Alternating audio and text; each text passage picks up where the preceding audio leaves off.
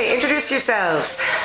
I am Pete, and I play guitar for Sick of It All. I'm Lou, the guy who screams in key for Sick of It All. So, social activism or work with charities. Can you give me some examples of the type of work that you individually or the band has done over the past 21 years? Being in the punk and hardcore scene, of course, we've always, had like a political leaning, so because our influences come from, Europe, the European hardcore scene, where it's very political, and the American scene too.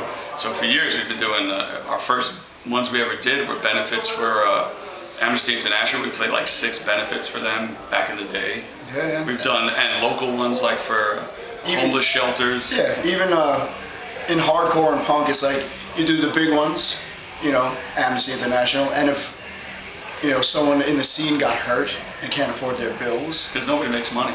Yeah, no one makes money doing this, so we all help out in that too. People have helped me.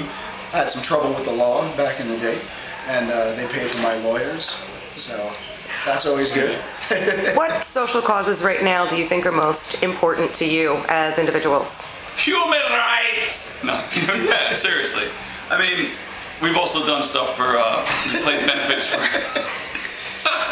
we played benefits for pit bull rescues, animal shelters, stuff like that, but it's human rights is very, important to us. And it's like, you don't have to be a band or anything. Like, you ever see those commercials late at night when they show the poor little kid in the garbage dump and he's got 2 different sneakers on, and they're like, you want to change the channel but you feel guilty? Well, I finally actually joined it. It's really sweet. The kids write to you and they tell you about how their desire to go to school, their desire to learn. They're not spoiled. They're grateful for everything, and it's like nothing. So it helps.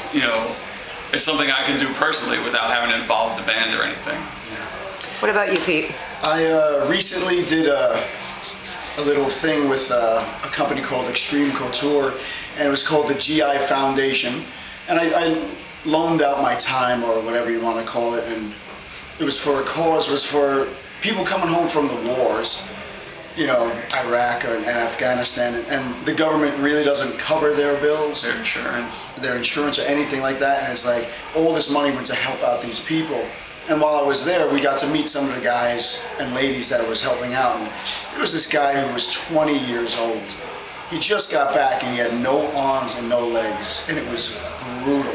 And the guy was so happy that he got to meet some of his favorite UFC fighters and people in bands and stuff like that. And it was like, it made us feel good to help him too. So. Yeah. Awesome. Anything else you want to say before signing off? Well, just like I said before, it's like you don't have to, do something where you think, you find like a political prisoner and you're going to save that person. You could just help out in your neighborhood, soup kitchens, whatever, stuff like that, You should.